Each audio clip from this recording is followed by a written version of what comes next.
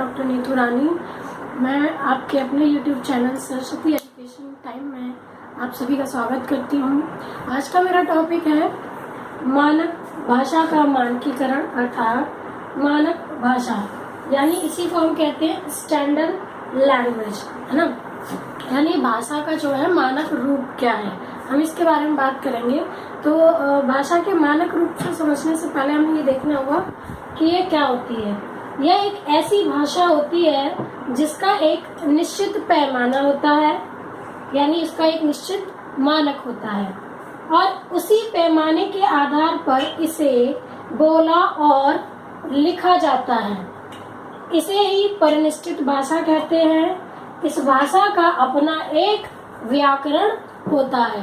तो सबसे पहले इसके लिए क्या जरूरत होती है कि भाषा का अपना इसका एक व्याकरण होता है। इसको हम इस प्रकार समझ सकते हैं कि देखिए, भारतवर्ष में विभिन्न प्रकार की बोलियां होती है ना, और उन बोलियों में विभिन्न प्रकार के शब्द होते हैं, बहुत सारे शब्द समूह होते हैं, वर्तनियां अलग अलग प्रकार की होती है। तो उन सब में विविधता होने की वजह से थोड़ा सा क्या बोलते हैं, आपसी विचार विनिमय करने में जो है एक क्षेत्र का वासी दूसरे क्षेत्र के वासी को थोड़ा दिक्कत महसूस होती है। तो इस कठिनाई को दूर करने के लिए यानी कि एक मानक रूप तैयार किया जाता है ना, कि सभी ऐसी भाषा का प्रयोग करें जो सभी को आसानी से समझ में आ जाए, जो अपने क्षेत्रीय स्वरूप से बंधी ना हो, यानी कि वो अपनी क्षेत्रीय सीमा से पार हो, है ना। एक बोली के स्तर से ऊपर उठी हो, है ना।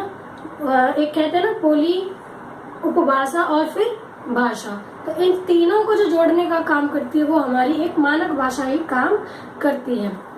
अब जैसे हम मान लो स्कूल के भी अपने पैमाने होते हैं। जैसे मान लो कोई बच्चा गांव से जाता है ना, गांव से शहर की ओर जाता है पढ़ने के लिए, कुछ सीखने के लिए जैसे वो जाता है, यानी कि अपना विकास करने के लिए जब वो निकलता है अपने घर से, यानी अपनी क्षेत्र से जब वो निकलता है कुछ सीखने के लिए, और उस जगह पर जब जाता है जिस क्षेत्र में वो जाना चाहता है, यानी कि एक छोटा बच्चा जब विद्यालय की ओर निकलता है कुछ सीखने के लिए, तो विद्यालय के क्या होते हैं, अपने एक पैमाने होते हैं, मानक होता है, अपना एक स्टैंडर्ड होता है। वो उस बच्चे को ग्रेड करता है और उसे अपने माहौल में अपने पैमाने से परिचित कराता है, यानी कि उसे उस बच्चे को वो ड्रेसअप बताता है कि आपको ये यूनिफॉर्म पहननी है ना। आपको एक शिष्टाचार के रूप में डाला जाता है कि देखिए, आप जब स्कूल आए तो सबसे पहले अपने टीचर्स को जो है गुड मॉर्निंग बोले, नमस्ते बोले। तो एक पूरा एक पैमाना तैयार किया जाता है ना। कोई भी एक बच्चा एक समाज से निकलकर दूसरे सभ्य समाज में कुछ सीखने के लिए, अपना विकास करने के लिए जब निकलता है, तो उस सभ्य समाज के, उस विकसित समाज के अपने एक पैमाने होने चाहिए, जिसकी वजह से वो जो ग्रामीणता या जो स्वरूप उसका कह सकते हैं कि देहातीपन जो है वो उसका संवर जाए। तो कहने का मतलब ये है कि उस देहातीपन को जो है हम ग्रेड करें, है ना, और उसके देहातीपन को या उसकी जो चीजें हैं, जो उसकी ग्रामीणता है या जो उसके शब्द हैं, या जिस तरीके से जिन शब्दों को वो बोलता है, उन शब्दों में क्या हो जो है एक उच्चारण सही तरीके से वो बोलना सीख जाए, है ना। अब जैसे हमारे यहाँ खुद भी ऐसा होता है कि ब्रजभाषी जो है स और श में फर्क नहीं कर पाते, तो स्कूल में आके ये सारी चीजें सिखाई जाती है। अब जैसे कोई भोजपुरी क्षेत्र का बंदा है ना, प्रसाद बोलने के लिए वो क्या करता है, प्रसाद ना बोलकर क्या बोलता है, प्रसाद बोलता है ना। इसी तरह हरियाणवी इंसान जो है वो अपने क्षेत्र की बोली बोलता है, जैसे पानी, और सही रूप क्या है, मानक रूप क्या है, पानी, है ना। तो वो सब कहाँ सीखता है, एक माहौल में आके वो सीखता है ना, है ना। तो जब हम ऐसे स्वरूप निर्धारित करने लगते हैं, जैसे पानी शब्द, चाहे वो भोजपुरी का हो, चाहे वो ब्रज का हो, चाहे वो हरियाणवी का हो, तो वो पानी शब्द का प्रयोग करें, ना कि अपनी अपनी क्षेत्रीय बोलियों का। तो वो अपने घर से तो निकलते हैं ना इन बोलियों को लेके, इन शब्दों को लेके, है ना, लेकिन वहां जाके उनकी इन शब्दों में क्या हो जाता है, परिवर्तन होना शुरू हो जाता है। तो ये सारी प्रक्रिया क्या कहलाती है, मानकीकरण कहलाती है। यानी उनके शब्दों का क्या होने लगता है, मानकीकरण होने लगता है ना। जो क्षेत्रीय बोलियां लेकर या कॉलेज में गए या स्कूल में गए और उसमें जो है क्या होता है, परिवर्तन होने लगता है। तो ये एक प्रोसेस है, एक प्रक्रिया है जो भाषा को निरंतर सुधारता है, परिनिष्ठित करता है। परिनिष्ठित का मतलब उसमें सुधार लाना, है ना। तो ये एक तरीका है। तो आप, आई होप आपको बात समझ में आ गई होगी कि स्टैंडर्ड यानी उसका एक स्टैंडर्ड बनाया जाना, है ना, इसका एक स्टैंडर्ड तैयार किया जाता है। तो इसी तरह हमारे यहाँ पर जो मानक भाषा के रूप में जिस बोली को लिया गया है, वो कौन सी बोली को लिया गया है, वो खड़ी बोली को लिया गया है। हाँ, समझ रहे हैं आप लोग। तो अब हमारे यहाँ इतनी सारी क्षेत्रीय बोलियां हैं, खड़ी बोली, बुंदेली, ब्रज, उन सब का परिचय मैं आपको पहले के वीडियोस में दे चुकी हूँ। तो मानक भाषा के लिए सही बोली को जो चुना गया है वो कौन सी, हमारी खड़ी बोली को चुना गया है। तो देख लेते हैं कि यह एक ऐसी भाषा होती है जिसका एक निश्चित पैमाना होता है, यानी उसका एक निश्चित मानक होता है और उसी पैमाने के आधार पर इसे बोला और लिखा जाता है। इसे ही परिनिष्ठित भाषा कहते हैं। इस भाषा का अपना एक व्याकरण होता है ना। आपसी बातचीत, पत्र व्यवहार, विद्यालयों, सरकारी कार्यालयों में इस भाषा का प्रयोग किया जाता है। तो आज हम जिस मानक भाषा के बारे में बात कर रहे हैं उसका सीधा संबंध किससे, तो खड़ी बोली को ही मानक भाषा के रूप में आज जाना जाता है। आप लोग समझ गए होंगे, है ना। तो इसको और तरीके से भी हम समझ सकते हैं। मानक भाषा को इस रूप में भी देखा जा सकता है कि मानक भाषा किसी देश या राज्य की प्रतिनिधि तथा आदर्श भाषा होती है। यानी किसी देश अथवा राज्य की, क्या होती है, ये प्रतिनिधि भाषा होती है, प्रतिनिधि तथा आदर्श भाषा होती है, जिसका प्रयोग वहाँ के शिक्षित वर्ग द्वारा अपने सामाजिक, सांस्कृतिक, व्यापारिक व वैज्ञानिक तथा प्रशासनिक कार्यों में इसका प्रयोग किया जाता है। तो बात समझ में आ गई। अब बात कर लेते हैं इसके प्रमुख तत्वों की। तो सबसे पहले इस भाषा के लिए क्या क्या चीजें आवश्यक होनी चाहिए, कौन कौन से प्रमुख तत्व हैं। पहले है इसमें ऐतिहासिकता, यानी कि इसकी अपनी एक ऐतिहासिकता होना चाहिए, अपना एक इतिहास होना चाहिए। स्वायत्तता, यानी कि उसको सभी लोगों द्वारा मान लिया जाना चाहिए। केंद्र उन्मुखता, यानी वो केंद्र में रहने चाहिए सबके। उसका एक व्याकरणिक रूप होना चाहिए। सर्वविध एक रूपता, यानी कि सभी लोग उसे एक ही रूप में स्वीकार करें, है ना। ये ना हो कि मतलब व्याकरणिक रूप तो सबने एक ले लिया लेकिन शब्द वो अपनी अपनी क्षेत्रीय भाषा के रख रहे हैं, ऐसा ना हो, बल्कि वही उन्हीं वर्तनी को प्रयोग किया जाए जो वर्तनी यहाँ पर तैयार की जाएगी। तो ये आपको ये चीजें समझ में आ गई होगी, प्रमुख तत्व होने चाहिए।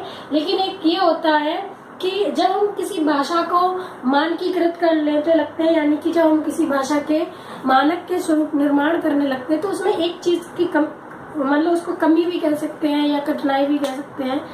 जब हम किसी भाषा का व्याकरण तैयार करने लगते हैं तो क्या होती है, भाषा में थोड़ी सी स्थिरता आने लगती है ना। जैसे कि संस्कृत भाषा के साथ हुआ, जब व्याकरण बहुत ज्यादा कठिन बना दिया जाता है ना, तो क्या हो जाता है, स्थिरता आने लगती है। लेकिन हमारे हिंदी के भाषा शास्त्रियों ने इस बात को बहुत अच्छे से ध्यान में रखा और ऐसे व्याकरण का निर्माण किया, उसका ऐसा विकास किया कि ना तो वो ज्यादा कठिन बना और ना ही वो ज्यादा लचीला बना। यानी कि ऐसा व्याकरण तैयार किया जो भी हमारे, अब मैं जिनके नाम बताने जा रही हूँ, या विकास, जिन्होंने हिंदी भाषा को मानक रूप तैयार करने में इन सब बातों का ध्यान किया कि भाषा को ज्यादा कठिन ना बनाया जाए। तो अब हम बात करेंगे भाषा के मानक भाषा के विकास में किन किन भाषा शास्त्रियों ने सहयोग किया या किन किन संस्थाओं ने सहयोग किया, उसके बारे में हम यहाँ आगे बात करते हैं वीडियो में। खड़ी बोली को शुद्धता प्रदान करने और खड़ी बोली को मानक रूप तैयार करने में जिन लेखकों ने सबसे ज्यादा भूमिका अदा की, उनका वर्णन है इस प्रकार है। जो है पहले है हिंदी साहित्य में जो प्रमुख लेखक आते हैं भाषा को स्थिरता या भाषा को शुद्धता प्रदान करने के लिए, उनमें सबसे पहला नाम आता है राजा शिव प्रसाद सितारे हिंद का, जिन्होंने हिंदी भाषा में उर्दू भाषा के प्रयोग को दिखाने के लिए, यानी उर्दू शब्दों को स्थान देने के लिए, उर्दू फारसी के शब्दों को स्थान देने के लिए क्या किया कि एक ख ग ज और फा के नीचे क्या किया, नुक्ते का प्रयोग किया, है ना।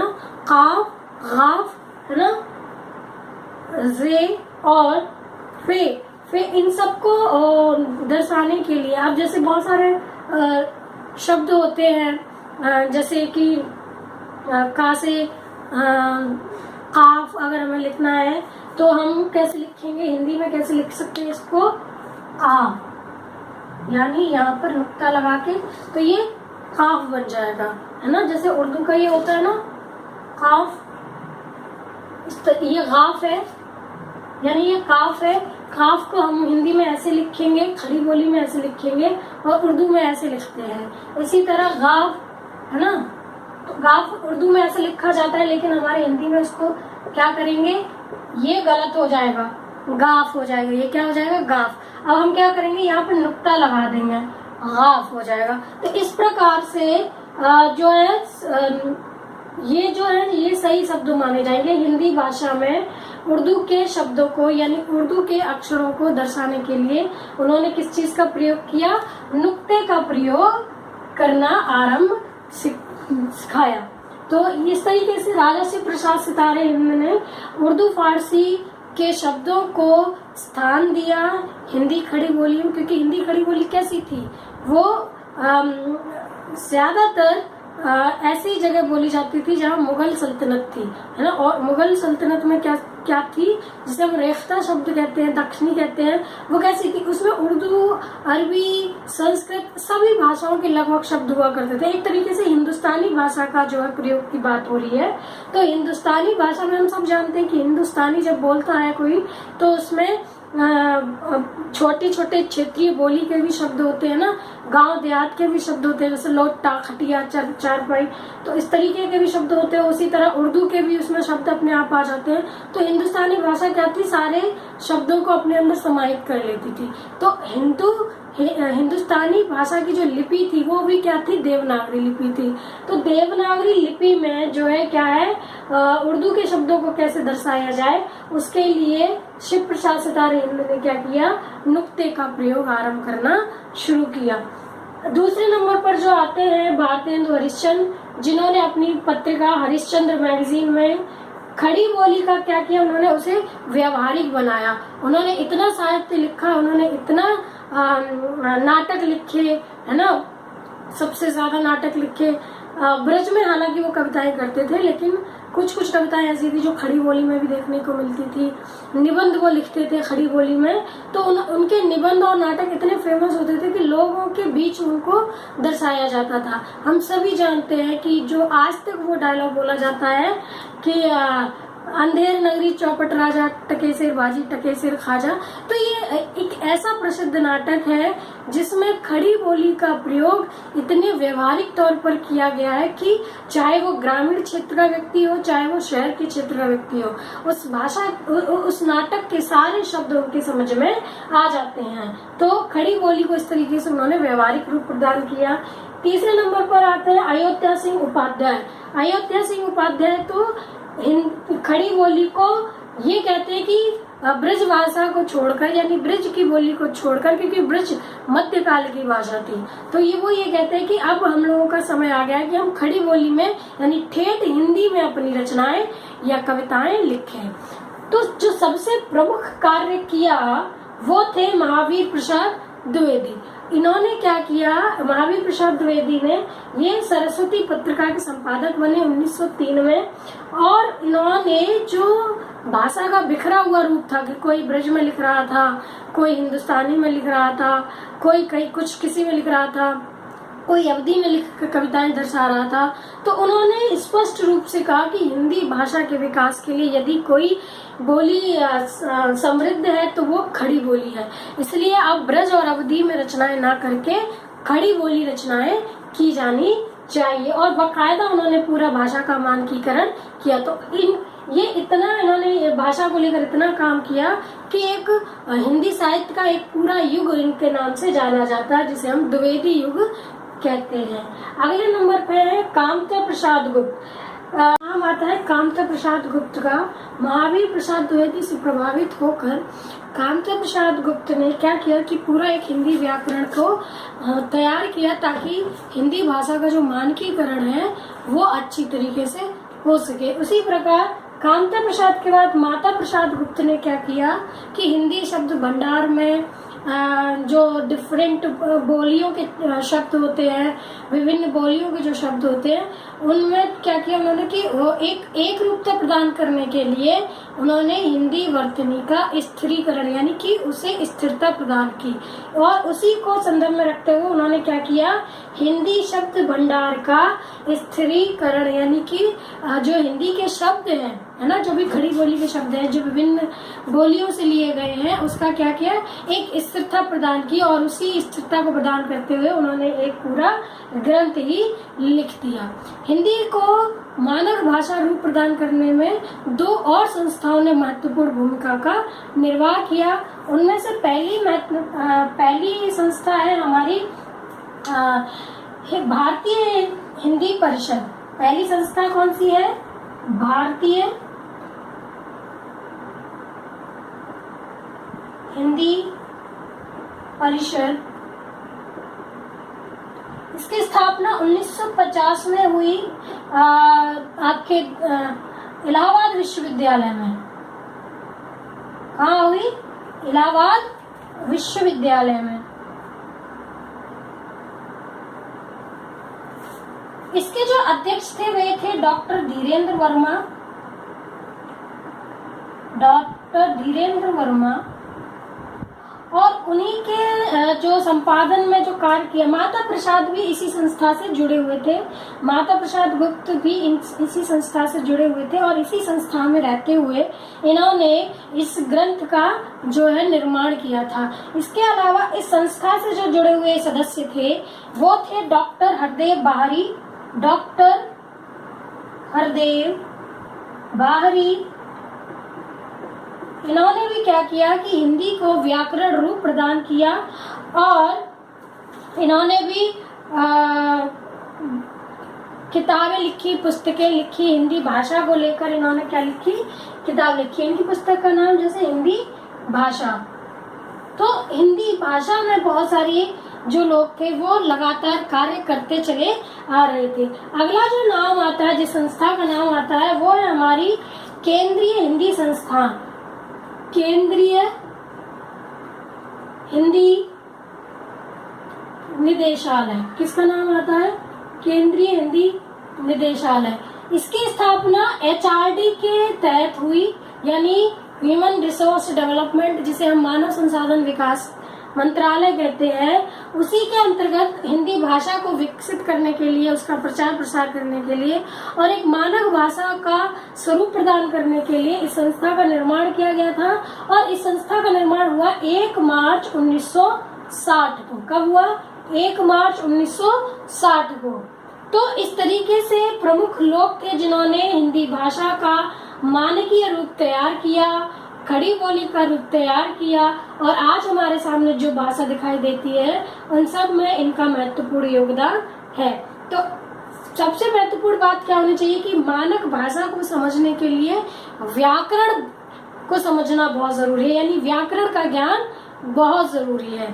तो व्याकरण क्या होता है, उसकी इसे हम तोड़ के भी देख सकते हैं। व्याकरण शब्द को यदि हम तोड़ें तो वी प्लस आ प्लस करण, है ना, इसे हम ऐसे ही सामान्य तौर पर तोड़ के देखते हैं। वी का मतलब होता है विशेष रूप से, है ना, विशेष रूप से। आ का मतलब होता है पूर्ण रूप से,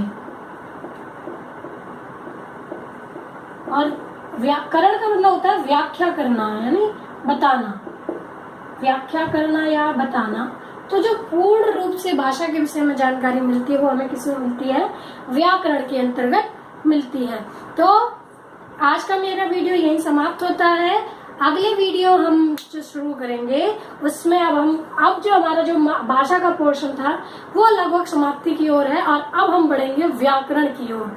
तो आप अगली जो वीडियो होगी वो वहां से मेरा हिंदी व्याकरण का पोर्शन आरंभ हो जाएगा।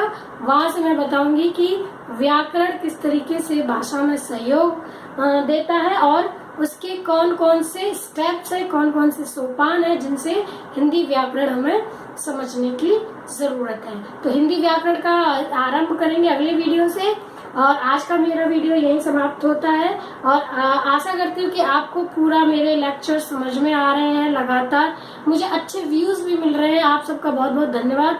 आप लोग मुझे कमेंट भी कर रहे हैं। सूफिया, रुखसार सिद्दीकी, ममता, और बहुत सारे बच्चे हैं, जैसे कि एक बच्चे ने बहुत ही अच्छा सा उदाहरण भी दिया, मेहरुनिशा, मनीषा माहौर, ये लोग कमेंट में आंसर भी कर रहे हैं। तो मुझे बहुत ज्यादा प्रेरणा मिलती है, और मुझे बहुत अच्छा लगता है कि आप लोग लगातार मेरे जो क्वेश्चन पेपर जो मैं बना के आपके देती हूँ और आप उसको सॉल्व भी करते चले जाते हैं। हालांकि मैं भी सॉल्व करती हूँ, लेकिन आप पहले सॉल्व करते हैं और आंसर दे देते हैं, ये जो बहुत ही रचनात्मक कार्य है, और आप, मुझे लग रहा है आप लोग मुझे समझ रहे हैं। तो ये सारे बच्चे, मैं चाहती हूँ कि सभी बच्चे, जो भी बच्चे मुझसे जुड़े हैं, जो भी दोस्त, जो भी व्यूअर्स मेरे साथ जुड़ रहे हैं, वो मेरे सभी वीडियो को ध्यान से देखें, पढ़ें, समझें और जानें और आंसर दें। तो प्लीज मेरे वीडियो को लाइक कीजिए, शेयर कीजिए, कमेंट कीजिए, और सब्सक्राइब करना ना भूलें। और सब्सक्राइब के साथ साथ उसमें जो बेल आइकन है वो जरूर दबा लें, क्योंकि मेरी वीडियो की नोटिफिकेशन आपको लगातार मिलने वाली है। तो आज के लिए बस इतना ही। धन्यवाद। Thank you.